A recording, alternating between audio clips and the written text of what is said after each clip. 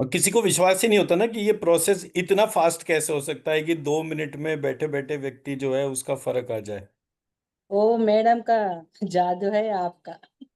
वो आरती का ही है, मैं तो करता ही नहीं हीलिंग किसी की भी। मैं तो नहीं, आप मंत्र बीज से करते हैं ना, वो हीलिंग से करते हैं उस दोनों हाँ, मिलकर मतलब हम आपका। आरती बीज मंत्र की एनर्जी लिफ्ट करके उसको प्लेस करती है। अब वो तो देखिए ना, जी ऐसा है कि आप जब लेकर एंटीना हाथ में लेकर बैठते हैं तो आपको एनर्जी पता चलती है। जी। एनर्जी का कितने सेकंड कितने मिनट में कितना एनहेंसमेंट हुआ, यही पार्ट हम्म। हम लेकर चल रहे हैं। जी सर। तो कल जब मैंने मेरे स्मॉल हॉल में सब रख दिया यंत्र को।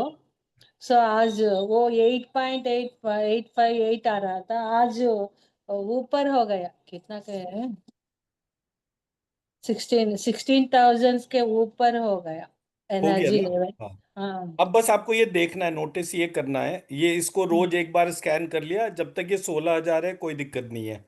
जी। अगर ये 16,000 से कम होता है तो आपको रीजन फाइंड आउट करना है कि किस रीजन से ये कम हो रहा है। जी। वो कर। है ना, तो वो बस आप रोज अपना डायरी में नोट कर करके रखते रहिए डेट वाइज। और कितना आपका हम्म। सेंटर, घर के सेंटर का एनर्जी है, वो हम्म। आपका पता चल जाएगा।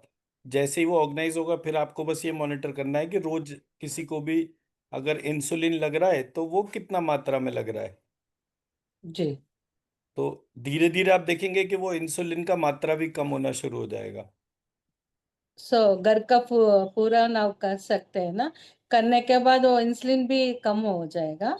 हाँ जी, मैं समझता हूँ 10-15 दिन के अंदर वो इफेक्ट आना शुरू हो जाता है। जी। आप क्या करिएगा, इंसुलिन का जो बॉटल्स होंगी ना, हम्म। उसको वहां पर जो जो आप श्रीम लिख रहे हैं, हम्म। वो उसके वहां पे श्रीम वाली शीट्स रख दीजिए थोड़ी सी। जी। तो वो जो है वो उतना ही बेटर होता चला जाएगा। जी। हर जगह कोई ना कोई एक चीज गड़बड़ होती है, उसको ही हम देख कर रिजॉल्व जैसी करते हैं, इमिजिएटली रिजल्ट आ जाते हैं। वो धीरे धीरे धीरे करके जो है वो। और टैबलेट्स में भी रख सकते हैं ना श्रीम का। हाँ, टैबलेट्स और इंजेक्शन और इंसुलिन जो भी कुछ है वो वहां पर आप श्रीम वाली शीट्स रख दीजिए।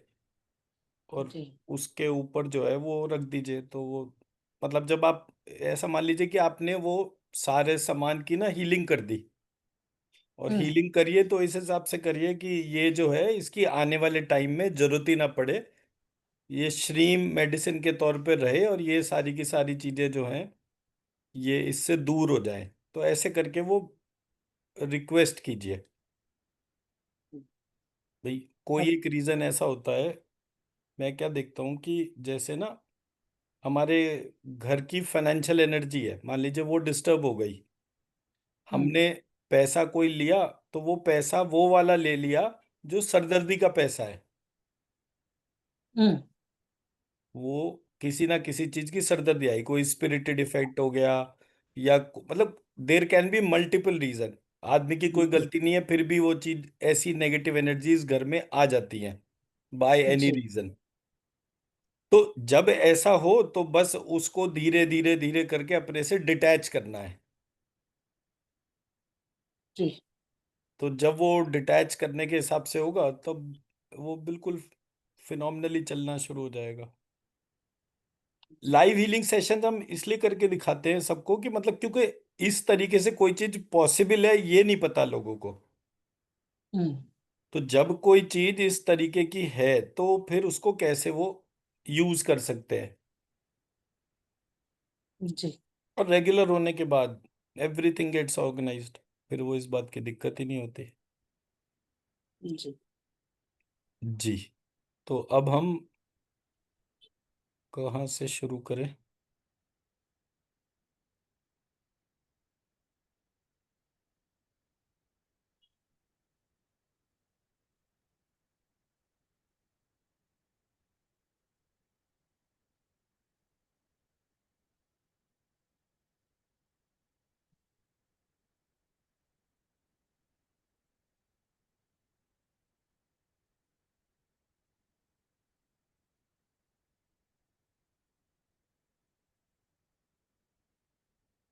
ये हमारा लेवल 1, लेवल 2, लेवल 3 का पीपीटी है।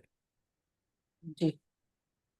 तो अब हम एक एक चीज इसमें लेकर चलते हैं, जो आपको नहीं पता होगी, नई शेड होगी, तो उसके ऊपर हम डिस्कस करते जाएंगे। लेकर एंटीना आपके पास में है तो उसकी मेजरमेंट होती जाएगी। जी। तो ये हमारे बेसिक क्वेश्चन है जो ये प्रोग्राम आंसर करता है। हीलिंग होती क्या है, कौन कौन सी मोडालिटीज हैं जो इंटरकनेक्टेड है। मतलब जैसे हमने एक पार्ट बोला,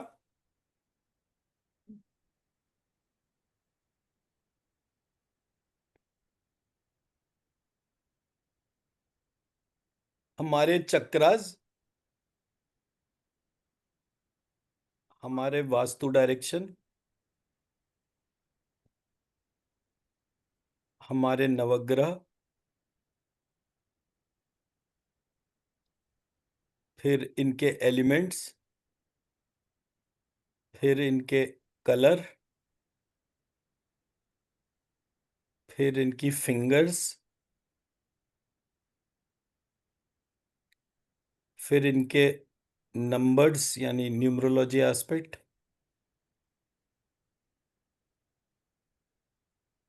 ये सारा कुछ इंटीग्रेटेड है। ठीक है।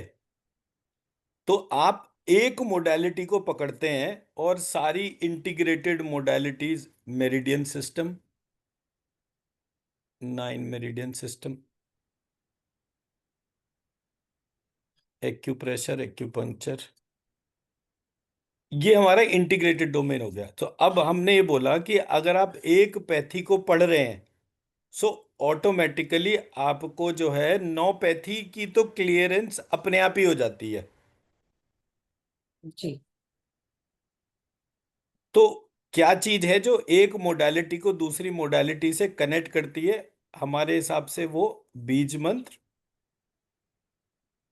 और एक हमारे आत्मा, ये दो चीजें हमारी एक मोडालिटी को दूसरी मोडालिटी से कनेक्ट करती है। संस्कृत टर्म हीलिंग की क्या है? ईशकृति।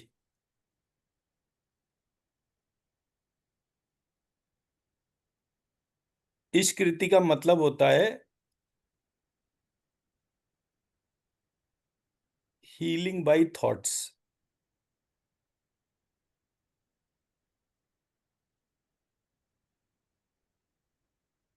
ये हीलिंग ओरिजिनेट कहाँ से हुई? हीलिंग सारी की सारी इंडिया से ही ओरिजिनेट हुई। दुनिया की कोई भी हीलिंग मोडालिटी उस देश ने खुद नहीं डेवलप करी, कोई सी भी। आप रैंडमली बोलिए कि भाई, कोई कहता है जी मैं, जैसे फॉर एग्जांपल आप स्विच वर्ड्स करते हैं, स्विच हम्म। वर्ड्स जो हैं वो कहाँ से ओरिजिनेट हुए? बीज मंत्रों से।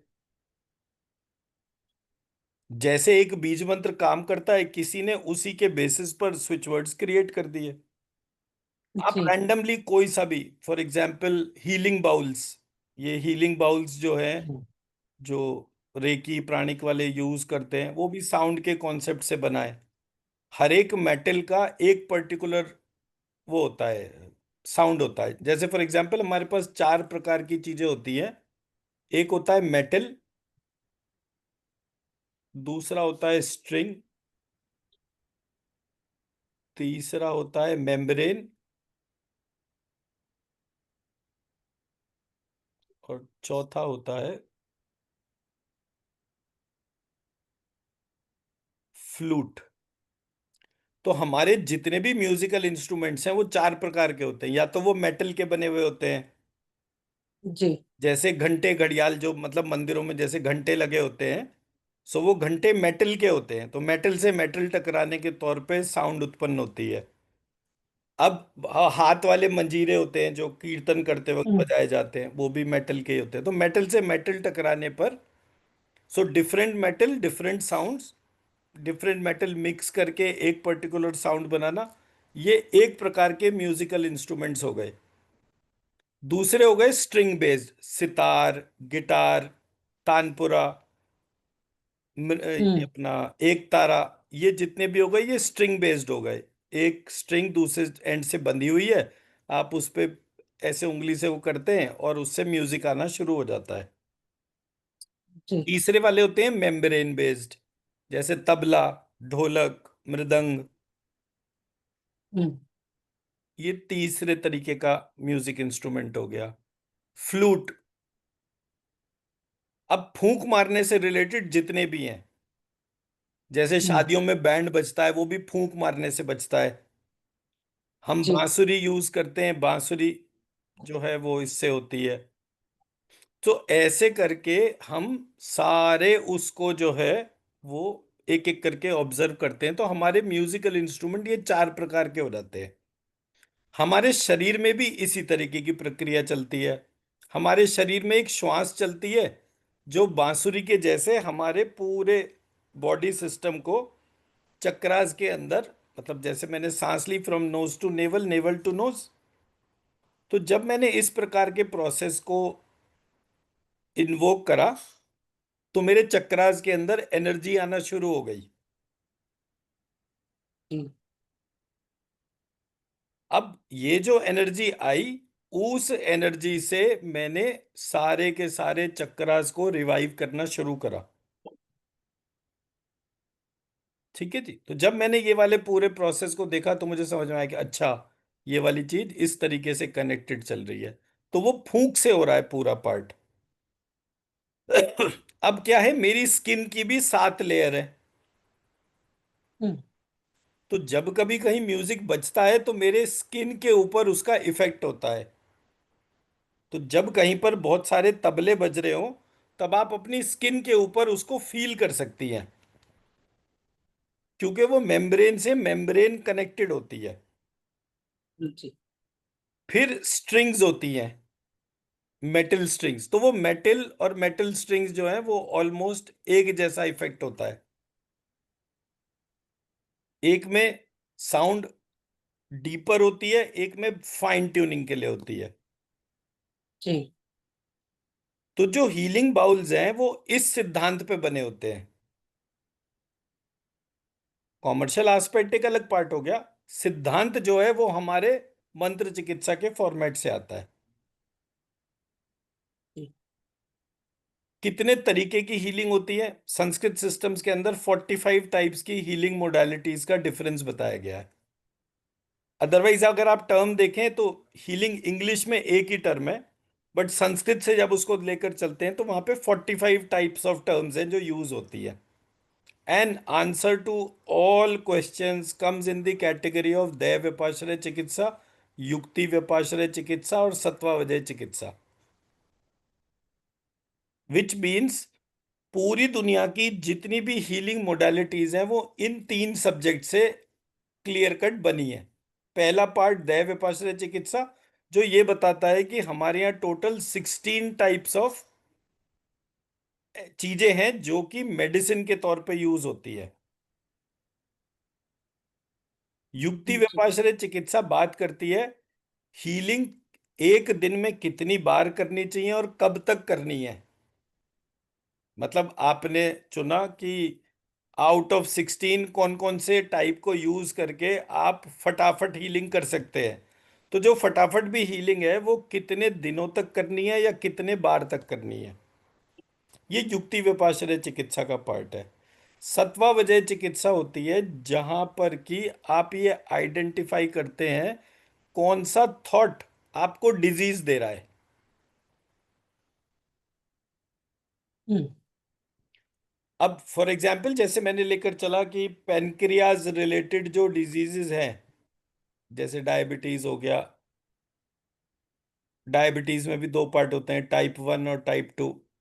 सो ऐसे करके ये जितने भी होते हैं उसमें एक डीप थॉट होता है that I am not being loved. अब अगर किसी को पता चले कि ये जो पेशेंट है, अब डायबिटीज 15 करोड़ लोगों को है हिंदुस्तान के अंदर, तो 15 करोड़ लोगों को लग रहा है I am not being loved, जबकि लोग उनके लिए जान प्राण देने को तैयार बैठे हैं, बट उनका अपना विचार ये है कि कोई मुझे प्यार नहीं करता। जी। तो विचार जो है वो रोग का कारण है। ये सत्वावजय चिकित्सा का फंडामेंटल थॉट है। और इसी बेसिस पे हम क्या करते हैं, हम थॉट की हीलिंग करते हैं। इसलिए जब आप लाइव हीलिंग में देखते हैं तो हम पहले पूछते हैं बीमारी क्या है। वो कहते हैं जी मुझे यहाँ यहाँ डिस्कम्फर्ट हो रहा है। उन उन पॉइंट्स को हम आइडेंटिफाई करते हैं कौन कौन से थॉट से कनेक्टेड हैं, उस थॉट के बीज मंत्रों को एनर्जी लिफ्ट करके वहां पे प्लेस करते हैं, एंड एज अ रिजल्ट हमारा वो डिजीज ऑनसेट रिवर्स होना शुरू हो जाता है। अब क्या है कि मेरे शरीर की रिक्वायरमेंट है एक्स, लेकिन मेरे पास जो यूनिट एक्स को 100 मान लेते हैं कि भाई मेरा शरीर जो है, जैसे आप ये लेकर से नापते हैं कि भाई आपको चाहिए, आपकी एनर्जी खुद की 1,500 यूनिट है, बनानी हम्म। आपको 16,000 यूनिट है। तो आपको कोई भी एक ऐसी चीज चाहिए होगी जो 14 साढ़े 14 हजार यूनिट की एनर्जी आपके शरीर के अंदर डाली जा सके। बट जिन मोडेलिटी को आप यूज कर रहे हैं उसमें उतनी ऊर्जा ही नहीं है, तो उसका क्या प्रभाव होगा। तो जब हम हीलिंग करते हैं तो हमने जब देखा कि ये जितने भी हीलर्स हैं हम जिनसे कनेक्ट करते हैं उनके पास जाते हैं, थोड़ी देर तो काम होता है, उसके बाद फिर काम खराब हो जाता है। तो हमने फिर पूरे प्रोटोकॉल सिस्टम को स्टडी करना शुरू करा। अच्छा चक्रा इतने होते हैं, इतने बता रखे हैं, ये ऐसे होता है, ऐसे बता रखा है, ऐसे करके जितने भी गैप एरियाज थे हमने उन सबको आइडेंटिफाई करा। और ये सारे गैप एरियाज एक उसमें थे, दैव विपाश्रय मंत्र चिकित्सा के अंदर डिफाइंड थे। हमने उस बेसिस पे सारे सिस्टम को जो है वो एड्रेस कर लिया। तो जब जी। इस तरीके से चीजों को एड्रेस करा तो हमें पता चला कि एक विचार के साथ में एक पार्ट होता है which is called automatic thoughts. आप गूगल करिएगा, ऑटोमेटिक थॉट्स। हमारे ब्रेन को एक बार इंस्ट्रक्शन देना सफिशिएंट होता है। तो जब मैंने एक बार कोई विचार करा कि देखो खाना जो है राइट हैंड से खाना है, खाना मुंह में ही डालना है, ये नहीं कि कान में या आंख में या नाक में डालो। तो आप अपने ब्रेन को एक बार समझाते हैं, वो बचपन में उस चीज को रिकॉर्ड कर लेता है। तो जब आप बच्चों को खिलाते हैं, देखिए छोटा बच्चा जब चम्मच उठाता है तो कभी वो नाक में जा रही होती है, कभी आंख में, कभी मुंह में, और हम उसको देख के हंसते रहते हैं। बट वो चीज अगर एक बड़ा बच्चा करेगा तो आप क्या कहोगे कि अरे ये तो पागल है। तो वो जो ब्रेन है वो ट्रेन करता है और वो ऑटोमेटिक थॉट्स पे करता है। अब कोई बड़ा व्यक्ति नेगेटिव थॉट की आदत डाल ले अपने अंदर कि उसको जो है, अरे अभी तक नहीं आया बच्चा, पता नहीं कहाँ रह गया होगा, कहीं तबीयत तो नहीं खराब हो गई, कहीं ये तो नहीं हो गया, कहीं वो तो नहीं हो गया। और वो होता है मेरे को कुछ दोस्त मिल गए थे, मैं अपना वहां पे बैठ गया, मुझे ध्यान नहीं रहा, 1 1.5 घंटा निकल गया तो मैं आ गया। अब आप तो चिंता कर रहे हैं नेगेटिव, और वहां पर उसका कोई पॉइंट ही नहीं आ रहा। तो धीरे धीरे क्या होगा, आपका अपना बिहेवियर पैटर्न में चिंता का स्कोप बन जाएगा। जब ऐसा होगा तब बिना कारण के भी आप डरते ही रहेंगे। अब ब्रेन जो है वो बिहेवियर पैटर्न को ऑब्जर्व करता है और सेम चीज रिपीट करता रहता है।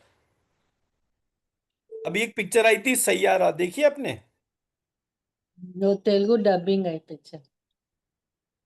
जो तेलुगु वाली है वो पिक्चर देखी है ना आपने? हाँ देखिए। नाना ही क्या नाम है उसका फिल्म एक्टर का? बहुत पहले देखा था। 1 साल हो गया।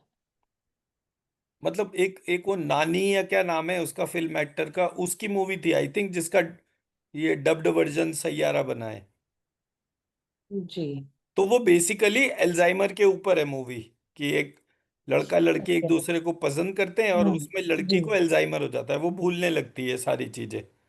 तो वो जी। हीरो को भी एक दिन भूल जाती है। सो ऐसे करके वो पूरा का पूरा प्रोसेस बना था।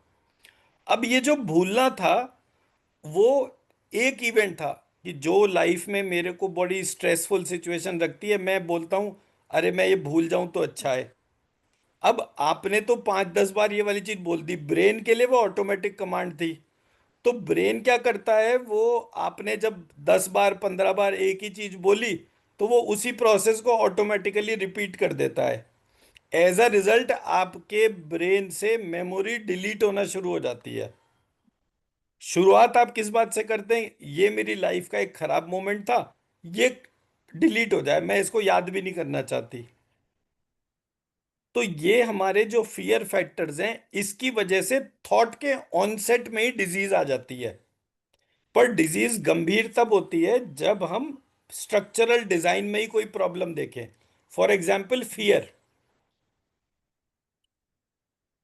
अब fear is a necessary design.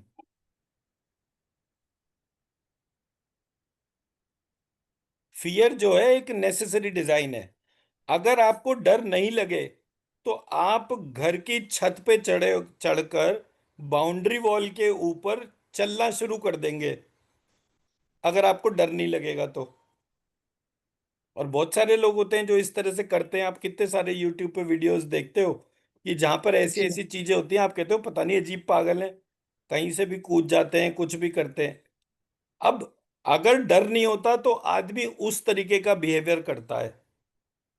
जब डर होता है तो कोई भी फालतू काम करने से अपने आप को बचा भी ले लेता है। मतलब जैसे कोई बोला मैं मोटरसाइकिल या साइकिल दोनों हाथ छोड़ के चलाऊं, तो फालतू का काम है ना, कोई आ जाए एक्सीडेंट हो उससे क्या फायदा। ऐसे करके अलग अलग बिहेवियर पैटर्न के लोग, अलग अलग थॉट के लोग कुछ ऐसे काम करते हैं, पर वो काम का जो डायरेक्शन है वो कहाँ से मिलता है? थॉट से मिलता है। उन थॉट्स की जब हम हीलिंग करते हैं तो वो रिवर्स हो जाता है पैटर्न। बट ब्रेन में क्योंकि एक ऑटोमेटिक थॉट है, उस ऑटोमेटिक थॉट की डोमेन को करेक्ट करने में हमें टाइम लगता है। इसलिए डिजीज की क्वांटिटी और कब तक करना है, वो पार्ट हर व्यक्ति का फर्क होता है। मैं मेरी बात समझा पाया? जी ठीक है, नेक्स्ट स्लाइड पर आते हैं।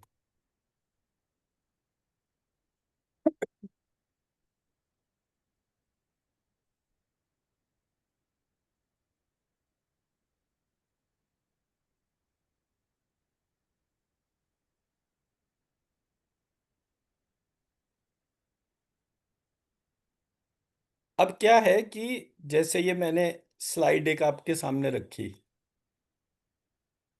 इस स्लाइड में 1 2 3 4, 1 2 3 4, 16 टाइप से श्रीम लिखा हुआ है। जी। ऑलमोस्ट ऑलमोस्ट सबका प्रोनाउंसिएशन सेम है। हम्म, कौन सा सही है?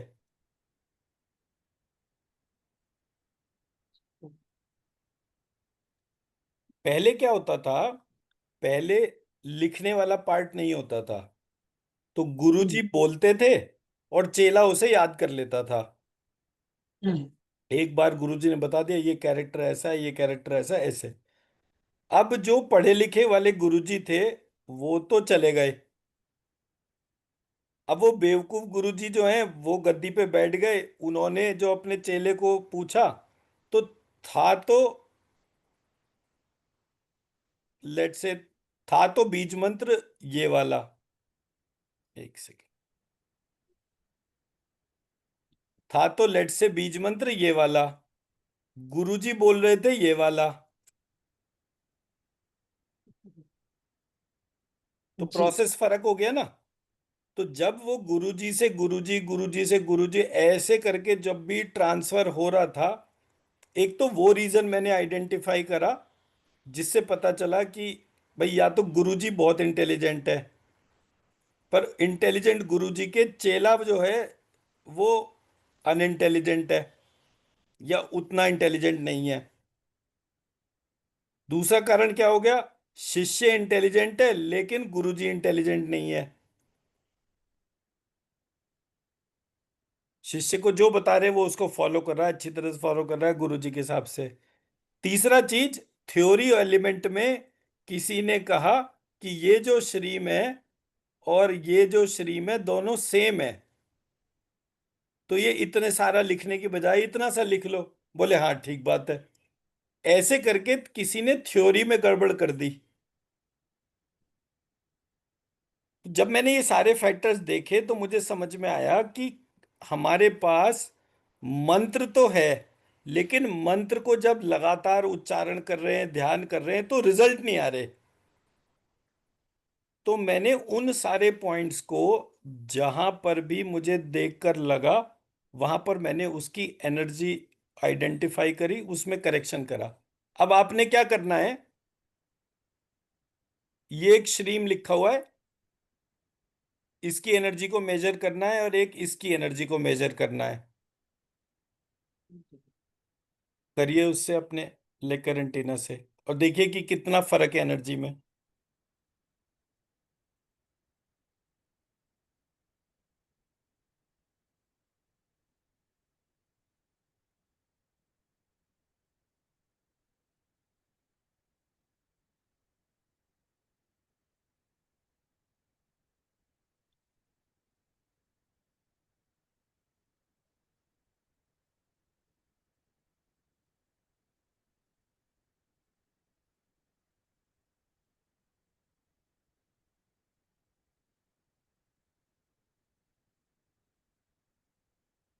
फर्स्ट वाला 5000 आ गया। सेकंड वाला? सेकंड 10 आ गया।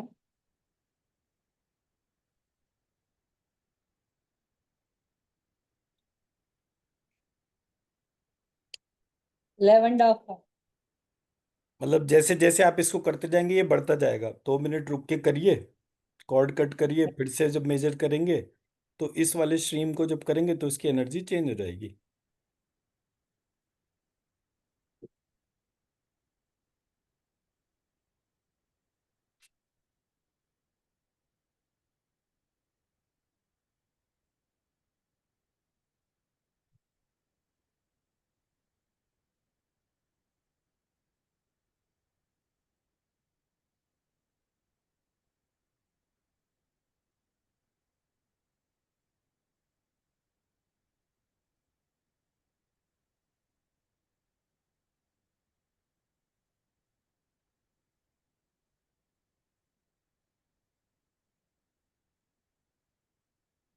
फोर्टीन हो गई। 14 हो गई ना, सेम प्रोसेस में। अब क्या है, आपने इसको मेजर करा 14,000, इसको मेजर करा 5,000। अब इसको मेजर करिए और फिर इसको मेजर करिए।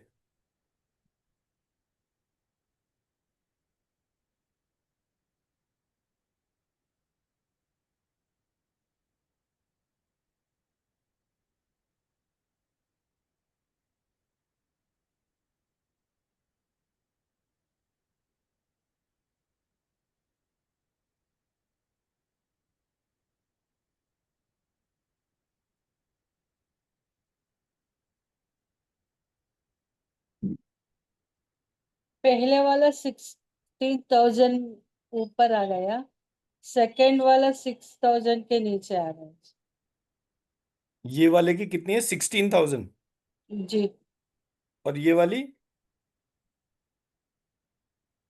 ये वाली लास्ट आपने, वन अच्छा, देखो ना। आपने इससे करा कंपेयर या इससे करा?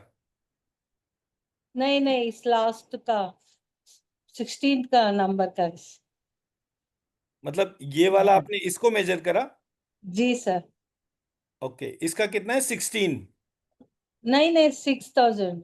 इसका 6,000 है, ओके। और इसका 16,000 है। जी। एक दफे कॉर्ड कट करिए और फिर से दोनों मेजर करिए।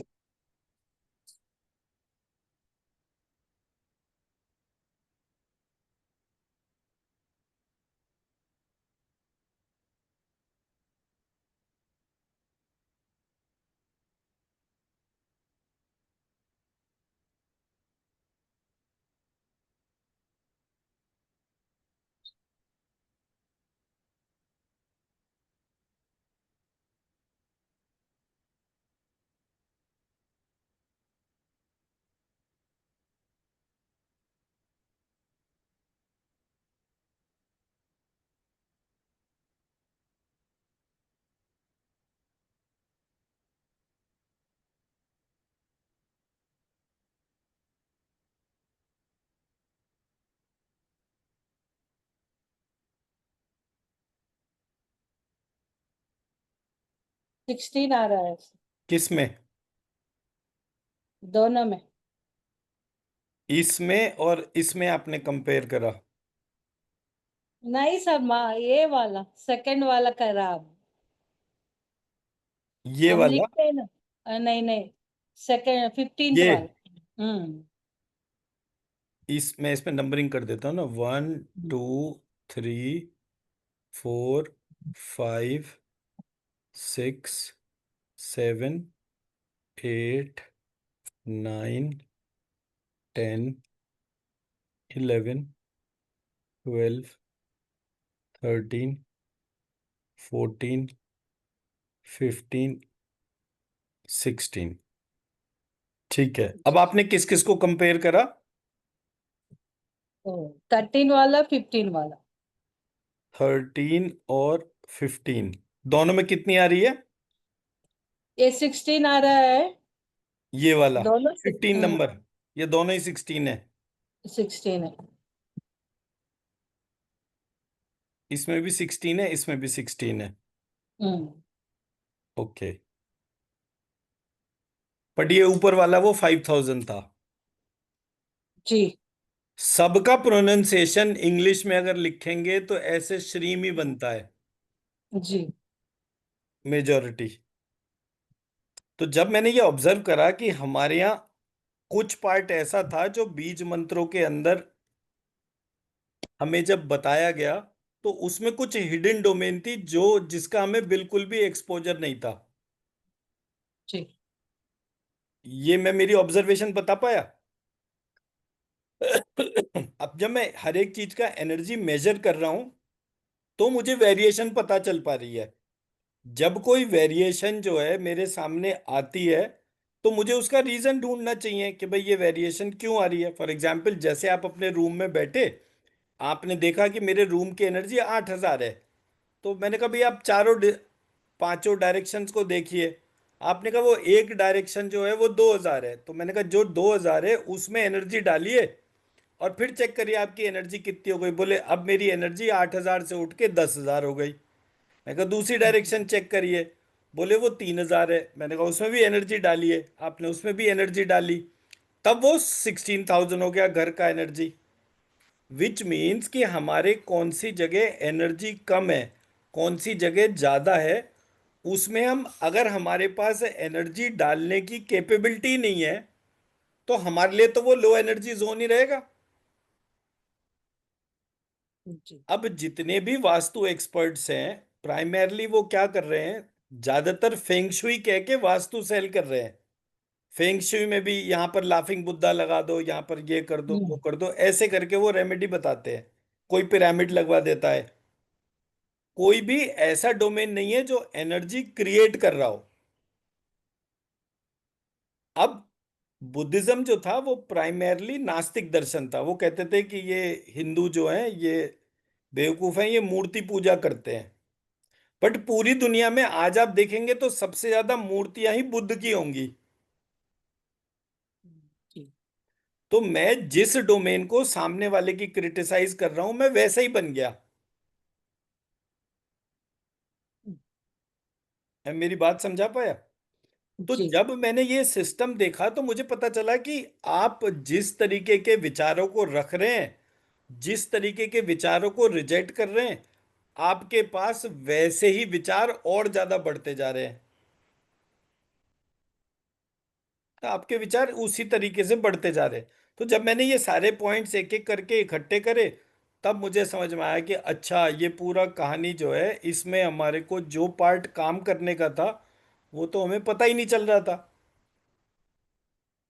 एज ए रिजल्ट मैंने उन सारी चीजों को इकट्ठा करके इस बात को आइडेंटिफाई करा, हाउ एग्जैक्टली हम एक रोबस्ट हीलिंग सिस्टम बनाए। तो अब आपको मान लीजिए एक कोर्स आता है, आपको सीखने हैं 12 कोर्स। एक कोर्स अगर 1 साल का है तो 12 कोर्स सीखने में आपको कितना टाइम लगेगा? 12 years। हम्म 12 years, sir। 12 ईयर्स। अब अगर कोई चीज 12 साल लेगी तो 12 साल बाद आप परफेक्ट होगे, तो इतना टाइम आप लगाओगे किसी भी चीज में? नहीं बट लगाते। अगर आप 12 साल का काम 1 साल में ही सीख लेते हैं, तो आप हम्म। 12 सब्जेक्ट से एट ए टाइम इंटीग्रेट कर लेते हैं। जी। जब मैंने ये प्रोसेस देखा तो मैंने सबसे पहले आइडेंटिफाई करा कोई भी व्यक्ति हीलर बनता ही क्यों है। कोई भी हीलर व्यक्ति इसलिए बनता है क्योंकि उसके पास एक पेन पॉइंट होता है, जी। फिर वो उस पेन पॉइंट को सॉल्व करता है, जी। फिर वो सॉल्व करता है, कौन सी पैथी से सॉल्व करता है, तो वो उस पैथी का प्रमोटर बन जाता है, फिर वो उस पैथी को कंपेयर करता है किसी भी दूसरी पैथी के हिसाब से। तो जैसे मैंने करा, तो मैंने ट्रेडिशनल देह विपाशर्य चिकित्सा को पहले ढूंढा और फिर उससे सारे पैथीज को कनेक्ट करा, तो मुझे पता चला कि अरे ये मेरा फोर्थ डोमेन, फोर्थ लेवल हो गया। फिर मैंने अपनी एक मेथोडोलॉजी बनाई कि ये चीज इस प्रकार से काम कर रही है, बट इसके मेरिट ये है कि इस चीज को यूज करने से आप फटाफट फटाफट जो है ये प्रॉब्लम को रिजॉल्व कर लोगे। तो जो चीज सालों से नहीं रिजॉल्व हुई वो दिनों के अंदर, हफ्तों के अंदर जो है रिजॉल्व हो जाती है। फिर ये वाली बात कैसे प्रूव हो कि जो हमने आइडेंटिफाई करा वो सही है या गलत है, तो हम उस पर डिबेट्स या डिस्कशन शुरू करवाते हैं। जब जी। डिस्कशन और डिबेट्स होते हैं तो दोनों पक्ष अपने अपने पॉइंट रखते हैं कि मैं ये चीज इतने दिन में कर सकता हूँ, दूसरा कहता है मैं इतनी देर में कर सकता हूँ, तो क्या चीज है जो काम कर रही है। उससे ये पता चलता है कि कोई भी पैथी जो है उसके अंदर कितने एलिमेंट्स हैं जिस पे कि ये पूरा काम डिजाइंड है। फिर दोनों पार्टी एक दूसरे को जब संतुष्ट करती हैं, और जो व्यक्ति कहता है कि हाँ मेरी वाली पैथी में ये चीज नहीं है और आपकी वाली में ये है, तो वो कहता है अच्छा भाई, तो अब मैं ये सीखना चाहता हूँ। ये जर्नी चलती है हमारा हीलर फ्रेटर्निटी के अंदर। जी। नेक्स्ट स्लाइड पे आते हैं।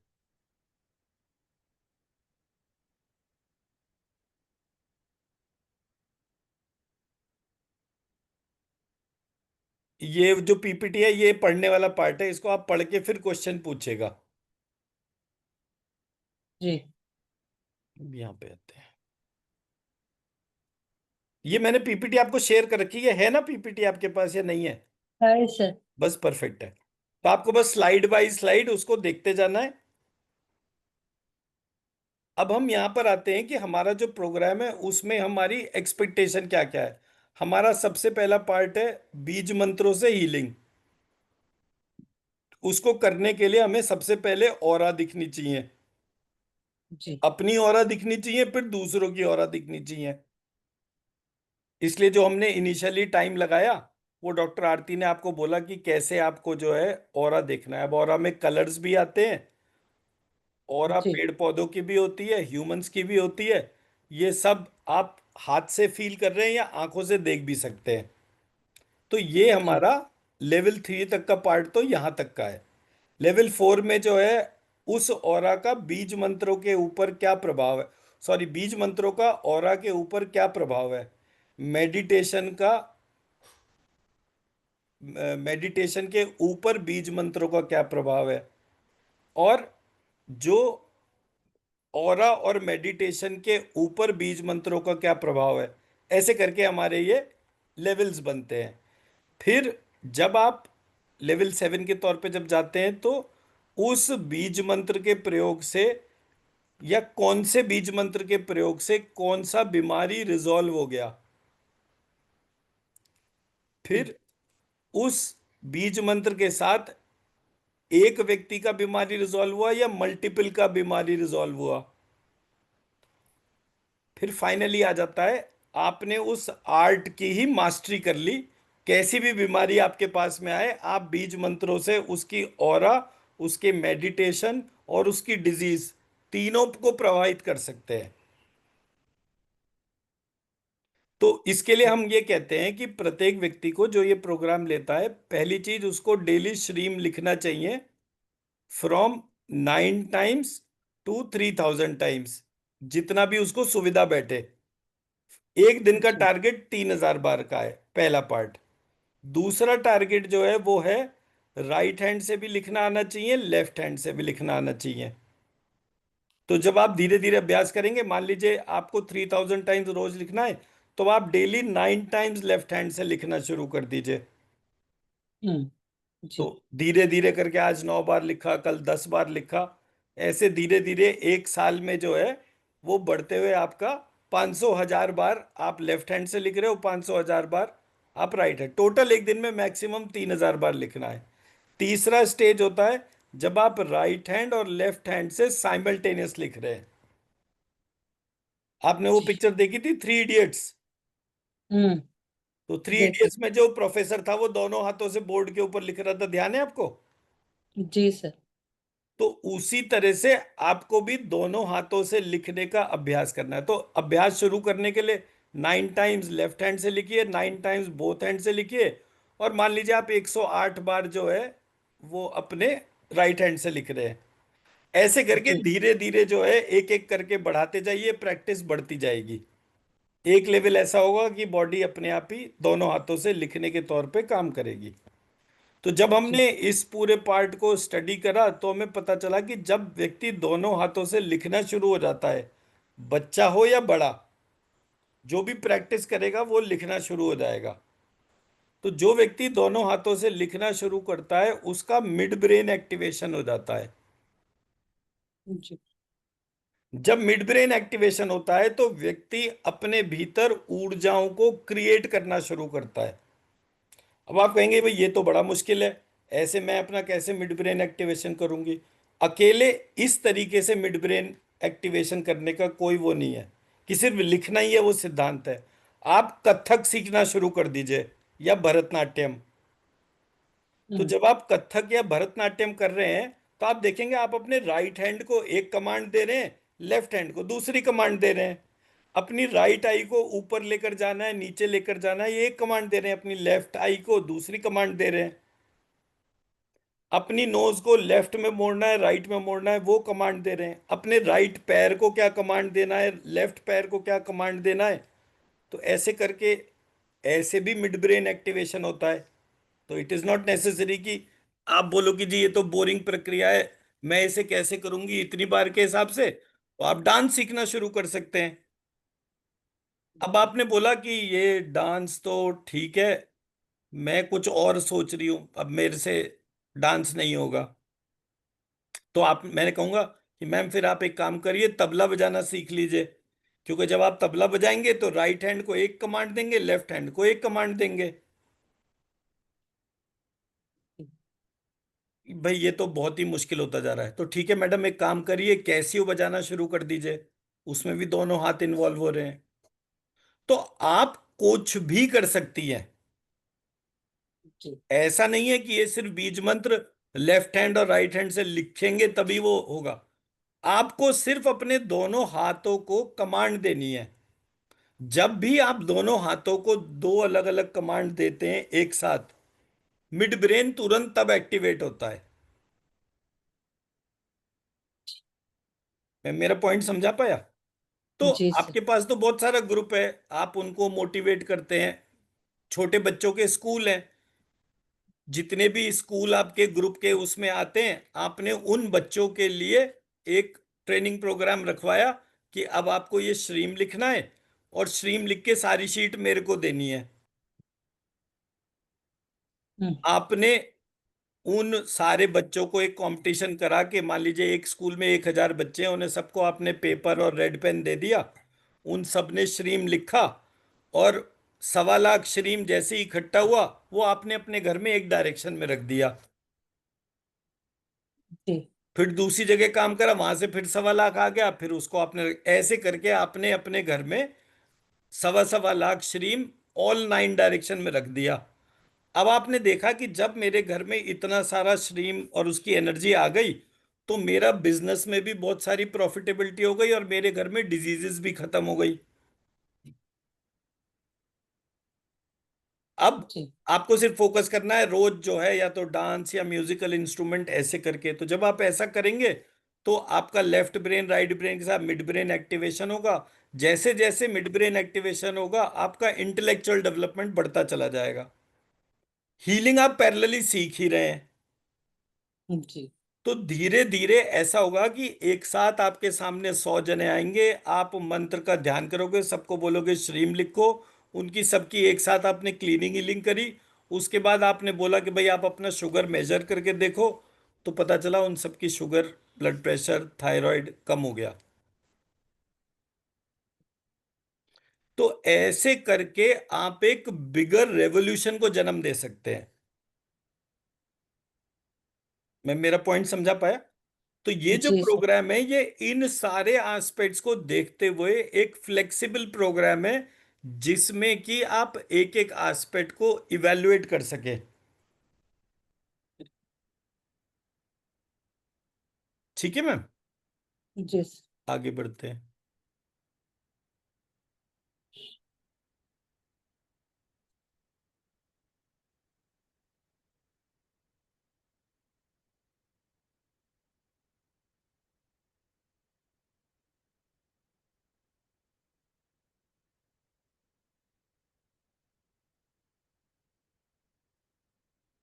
अब ये मॉडल जो है, ये मेरी अपनी कल्पना है या एक्चुअली ऐसा कोई मॉडल एग्जिस्ट भी करता है?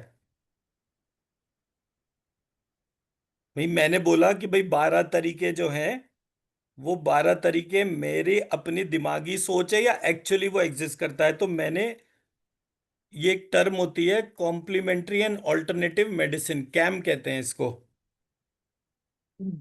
ये टोटल कैम जो है, कैम मतलब एलोपैथी के अलावा क्या क्या पद्धति हैं जिनसे आप बीमारियों को ठीक कर सकते हैं। तो एक कहते हैं होल मेडिकल सिस्टम, ये वाला। अब इसमें क्या आता है? Chinese medicine, Ayurveda, homeopathy, naturopathy. हम्म। एक आता है जी। बायोलॉजी बेस्ड प्रैक्टिस, जिसमें कि कौन से हर्बल प्रोडक्ट्स खाने हैं, प्रोबायोटिक्स, जैसे दही मट्ठा वगैरह प्रोबायोटिक्स कहलाता है। बरोबर। विटामिन खाने। तो ये सारे बायोलॉजी बेस्ड प्रैक्टिसेस हो गए। एनर्जी मेडिसिन कौन सी हो गई? स्पिरिचुअल हीलिंग, क्यूडो, डिस्टेंस हीलिंग, ये हो गया। Manipulative and body based practice कौन से हो गए? चीरो प्रैक्टिक, आजकल आते हैं ना यूट्यूब पे बहुत सारे वीडियो। वो चीरो प्रैक्टिक जो है वो दबा दबा के एकदम से नस चटकाता है और एकदम, हाँ। जी सर। ये चीरोप्रैक्टिक हो गया। ऑस्टियोपैथिक, मसाज, ये सारी की सारी एक्टिविटीज हो गई। माइंड जी। बॉडी इंटरवेंशन में मेडिटेशन, हिप्नोसिस, योगा। तो जब मैंने ये सारी की सारी चीजें देखी तो मुझे पता चला कि इसमें आत्मा और बीज मंत्र ये दोनों मिसिंग है। जी। मतलब मैं अगर आयुर्वेदा पढ़ रहा हूं तो मैं बीज मंत्र और आत्मा के बारे में नहीं पढ़ रहा। होम्योपैथी पढ़ रहा हूं तो बीज मंत्र और आत्मा नहीं पढ़ रहा। नेचुरोपैथी, ऐसे करके ये सारी पैथी थी। तो जैसे ही मैंने इन पैथी के अंदर आत्मा और बीज मंत्र को ऐड करा, ये सारे सब्जेक्ट एक हो गए। मैं मेरी बात समझा पाया? जी। यानी कि मैं जिस अप्रोच की बात कर रहा हूं, उसमें मैं आपको एक ही तरीके से आयुर्वेदा भी पढ़ा सकता हूं, होम्योपैथी भी पढ़ा सकता हूं, नेचुरोपैथी भी पढ़ा सकता हूं, चाइनीज मेडिसिन भी पढ़ा सकता हूं, मेडिटेशन भी सिखा सकता हूं, हिप्नोसिस भी सिखा सकता हूं, योगा भी सिखा सकता हूं, जितने भी एनर्जी हीलिंग है, डिस्टेंस हीलिंग है, वो तो मैं सिखा ही रहा हूं। मैं ये सारा कुछ सिखा सकता हूं। और जी। आपको सीखने के लिए 12 साल नहीं चाहिए, आप वो चीज पूरी की पूरी 1 साल में ही सीख लेते हैं। तो जब मैंने आपको बोला कि मैम आपको एनर्जी हीलिंग, तो एनर्जी तो फील करनी आती है, तो आप इसमें छोटा सा प्रोग्राम में लेकर एंटीना और जोड़ लो। तो मैंने लेकर एंटीना सिखाने बताने में 15 दिन नहीं लिए आपसे। लेस देन 15 डेज में आप रेमिडियल एक्शन तक आ गई। अब आपको अगर कल को कोई व्यक्ति इनवाइट करता है, ये मार्केटिंग का पहलू हो गया। जैसे अगर मैं जाऊंगा तो मैं, मुझे कोई बुलाएगा कि मेरे आप आके वास्तु कर जाओ, मैं जी भी लाख रुपए लेता हूँ, मैं लाख रुपए भिजवा दो पहले, उसके बाद मैं आऊंगा वास्तु करने के लिए। जी। तो मैं इतनी हाइप बना चुका कि कोई मुझे लाख रुपए देगा, 10 लाख रुपए देगा, तब मैं उसकी करूंगा। पर उस हाइप के लिए मैंने पहले अपने वीडियोस बनाए, लोगों की बीमारियां ठीक करी, उसको जूम के ऊपर ही फर्क आना शुरू हो गया। ये सिर्फ मेरी मार्केटिंग हुई। तो पैसे आप कितने ले सकते हैं उसके लिए इसका कोई बेंचमार्क नहीं है। बेंचमार्क किस बात का है? कि आप कितनी प्रॉब्लम्स को रिजॉल्व करके दूर से ही दिखा सकती हैं। इसके लिए जरूरी नहीं है कि आप जो है हर चीज के लिए खुद ही बैठे, वो दूर से भी आप रिफ्लेक्ट करके दिखा सकते। तो मैंने जैसे यहाँ बैठे बैठे ऑस्ट्रेलिया के पेशेंट्स को ठीक करा, उसकी वीडियो बनाई और उसकी वीडियो शेयर कर दी। मेरे जी। जूम पर भी मैंने वो सारी रिकॉर्डिंग अवेलेबल कर दी। तो आदमी कहता है पता नहीं ये जो है इसने वीडियो बनाई है, आजकल तो कैसे भी करके वीडियो फर्ज कर सकते हैं, तो कहीं ऐसा तो नहीं है कि इसने कोई गड़बड़ करी हो। तो इसलिए मैंने एक सेशन के चलते हुए बीच में वो सारे यूट्यूब पर अपने वीडियोस डाल दिए। अब व्यक्ति का विश्वास हो गया, उसने पेमेंट के लिए नेगोशिएट करा, उसे पता चला कि हाँ मैं अफोर्ड कर सकता हूँ या नहीं कर सकता। अफोर्ड कर सकता है तो वो ले लेगा, नहीं अफोर्ड कर सकता है तो छोड़ देगा। यहां तक का पार्ट मार्केटिंग में आता है, इसका नॉलेज से कोई मतलब नहीं है। पैसा कोई भी व्यक्ति उस सिचुएशन में देगा जब उसके पास पैसा होगा, एक बात। दूसरी बात, वो जो पैसा दे रहा है उसको उसका रिजल्ट मिलेगा। अब मान लीजिए मैं आपसे पैसे ले लिए और मैं आपको कोई चीज सिखा बता नहीं पाता, तो इन दी रिजल्ट आप बोलोगे अब कौन जाएगा इतनी दूर इससे पैसा लेने के लिए, भगवान करे इसका नाश हो, इसने मेरे पैसे खराब कर दिए। अब वो पैसा जब मैंने रख लिया तो मेरा खराब ही हुआ, मुझे वो पैसा अपने निजी स्वार्थ के लिए उपयोग करने में मुझे उससे दिक्कतें आई। मैं मेरा पॉइंट समझा पाया? जी सर। तो नॉलेज लेना और जिस बात के लिए आपने किसी से पैसे लिए उसको वही चीज देना। पैसे लेने से पहले सारी बातें स्पष्ट बता दी जाएं। पैसे लेने के बाद नहीं ये तो नहीं होता, ये ऐसे कैसे कर लेंगे, वो कैसे कर ले। नियम सिद्धांत ये बोलता है कि जब आप किसी से पैसे लेते हैं, पैसे लेने से पहले आप सारी चीजें लिख कर तय करिए आप क्या क्या करेंगे। अगर मैंने पैसे लेने के बाद क्या क्या करेंगे उसमें गड़बड़ करनी शुरू कर दी, तो वो पैसा मेरे घर में बरकत नहीं लेके आएगा, कष्ट लेकर आएगा। जी। मैं मेरा पॉइंट समझा पाया? जी तो सर। मैंने जब ये प्रक्रिया पढ़ी तो मुझे पता चला कि यार ये इतनी सारी चीजें हैं, इन सबको करने के लिए मुझे एक साल भी बहुत है। तो मैं इस पूरी प्रोसेस के ऊपर अपनी मास्टरी बनाऊं या उसकी पूरी नॉलेज समझ सकूं, उसको कंपेयर करके दिखा सकूं, इसके लिए जो टाइम फ्रेम था उसमें मैं कोई एक चीज पकड़ लूं। इसलिए मैंने बीज मंत्र और आत्मा की डोमेन पकड़ी, और फिर मैं एक एक चीज करेक्ट करता चला गया कि अच्छा ये चक्रा है, ये सात लिखे हुए हैं, सात से किसी को पकड़ में नहीं आ रहा, जब ये नौ हो जाते हैं तो सबको पकड़ में आ रहा है। अब ये नौ चक्रा जो है, ये नौ चक्रा के आधार पे आयुर्वेदा भी ऐसी बनाए, होम्योपैथी भी ऐसी बनी है, नेचुरोपैथी भी ऐसी बनी है। तो कोई इतनी सारी पैथी बनाई क्यों रहा है? तो पता चला कि ये सब कुछ एक्चुअली पहले एक ही देश की एक ही प्रक्रिया थी जिसको हम दैव विपाश्रय चिकित्सा कहते थे। और वो दैव विपाश्रय चिकित्सा में एक बोधि धर्मन हुए जो साउथ में ही कहीं पर हुए थे, और वो चाइना गए, उन्होंने चाइना में सबको सिखाया और एक एपिडेमिक फैली हुई थी कोविड टाइप की, उससे उन सबकी रक्षा करी। जब उन सबकी रक्षा करी तो वो जो है वो सारे के सारे स्वस्थ हो गए। बोधि धर्मन मर गए, उन्होंने अपनी प्रक्रिया बाकी जगह सिखा दी और ये शाओलिन टेम्पल और ये सब स्टैब्लिश हो गए। पर उन्होंने बाद में क्या करा, उसको बुद्धिज्म या अपना नाम देकर बोधि धर्मन का नाम जो है वो अलग कर दिया। तो अब जी। क्या हुआ, पूरे प्रोसेस में जो गुरु जी थे उनको बहुत सारी चीजें आती थी, चेले को उतनी नहीं आती थी। तो एज अ रिजल्ट, और गुरु जी का नाम मैंने लेना बंद कर दिया कि भाई आपने किससे सीखा, बोले मैंने मेरे गुरु जी से सीखा। उन्होंने किससे सीखा, बोले उन्होंने से ऐसे करके गुरु ट्रेडिशनल सिस्टम था। तो जब वो चीज ऑब्स्ट्रक्ट हो गई तो धीरे धीरे करके नॉलेज जो है वो ईगो में बढ़ती हुई अलग अलग सब्जेक्ट में बट गई। अंग्रेज आए, भारत से सब कुछ सीखा। अब कोई कहेगा भारत से उन्होंने कुछ नहीं सीखा, भारत को तो देखे गए। अगर वो भारत से उन्होंने नहीं सीखा तो वो भारत की सारी मैन्यूस्क्रिप्ट्स क्यों ले गए? भाई वो चोर थे, कोहिनूर ले गए, समझ में आता है, बट वो हमारी मैन्यूस्क्रिप्ट्स क्यों ले गए? ऐसे करके हमारे यहाँ नॉलेज अलग अलग जगह बट गई, टीचर्स के नाम गायब हो गए, सब्जेक्ट मॉडिफाई हो गए। तो जब मैंने ये बीज मंत्र को टारगेट करा तो ये तो एक झटके में सारे एक साथ मुझे दिखने लग गए। अब आते हैं नेक्स्ट शीट पे। इस शीट को जब हम देखते हैं तो हमें पता चलता है कि हमारे यहाँ अलग अलग बीमारियों के जो प्रोसेस क्रिएट हुए वो कैसे हुए। किसी ने रेकी को जगह ही क्यों दी? क्योंकि लोगों को नींद की प्रॉब्लम हो गई। जब उन्होंने रेकी करना शुरू करा तो उनकी नींद बेटर हो गई। अब एलोपैथी में नींद के लिए गोली खानी पड़ती थी, लोगों ने रेकी सीखी, फेथ हीलिंग सीखी, मैग्नेट थेरेपी सीखी, और उनकी जो है अलग अलग बीमारियां कम होने लगी। ऐसे करके पैथीज का विश्वास बढ़ा।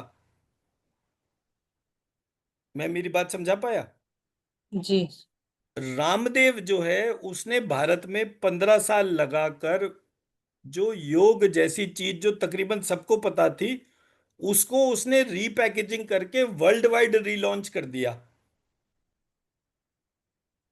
तो एक प्रोसेस, एक आसन क्या क्या चीजें ठीक कर सकता था, उसके पूरे डिटेल डिस्क्रिप्शन बताए, और उन डिस्क्रिप्शन को सुन के लोगों ने उसको प्रैक्टिस करना शुरू कर दिया। अरे भाई कपालभाति कर ले, अरे भाई भस्त्रिका प्राणायाम कर ले, अब ये कर ले, वो ऐसे करके मार्केट जो है मॉडिफाई हो गया। तो जब पूरे दुनिया में योगा चला गया, तो मैंने जब उसको देखा तो मैंने कहा अब ये पूरे मार्केट में जहां जहां योगा गया है वहां पर मैं बीज मंत्र को लेकर जाऊंगा। तो मुझे सब जगह नहीं जाना, मुझे सिर्फ वहां वहां जाना है जहां पर कि योगा ऑलरेडी पहुंच चुका। ऐसे करके मैंने काम करने शुरू करे और ये पूरा का पूरा आस्पेक्ट जो है इसको देखना शुरू करा। अब एग्जाम्पल के तौर पे बोलता हूँ, ची करके एक एनर्जी होती है, आपने नाम सुना है? जी सुना। रेकी, रेकी प्राणिक में ची एनर्जी बोलते हैं, ऐसी बोलते जी हैं ना? जी ये ये ची एनर्जी नहीं है, ये शी एनर्जी है। इसका एक्चुअल प्रोनाउंसिएशन जो है वो ची नहीं है, शी है। जी एक होता है क्विगोंग, क्यू आई, इसमें जो क्वी जो है वो भी शी ही प्रोनाउंस होता है। मैं मेरी बात समझा पाया? आप जी किसी से सर। भी पूछेंगे कि ये क्विगोंग जो होता है, ये ची जो होता है, एनर्जी, ये होता क्या है, बोले जी ये ची नहीं है, इसका एक्चुअल चाइनीज का प्रोनाउंसिएशन शी है। तो जी मैंने कहा ये शी आया कहाँ से, इसका क्या कारण है? तो बोले जी ये शी जो है ये दरअसल शिवा से आया है।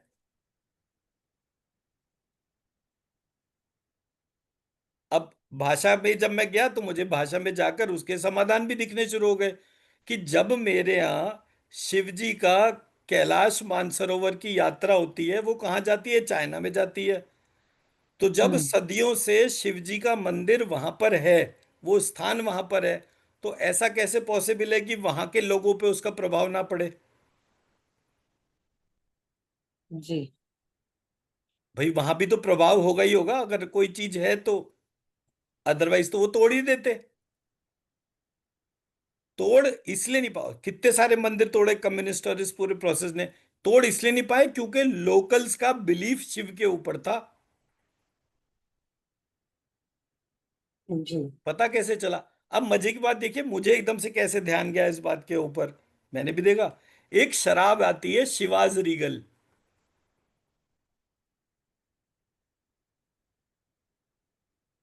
कभी गूगल करिएगा, तो शराब का नाम है शिवाज रीगल। ये सबसे महंगी शराब में गिनी जाती है, स्कॉच वगैरह के तौर पे। तो यहां पर स्पेलिंग जो है शिवा की CHI लिखी हुई थी। तो हम्म। मेरा ध्यान गया कि अरे ये ची नहीं है, ये शी है। मैं मेरी बात समझा पाया? मतलब जब आप क्लैरिफाई जी करेंगी तो आपको जी क्लैरिफिकेशन इसलिए मिलेगा। जी सर।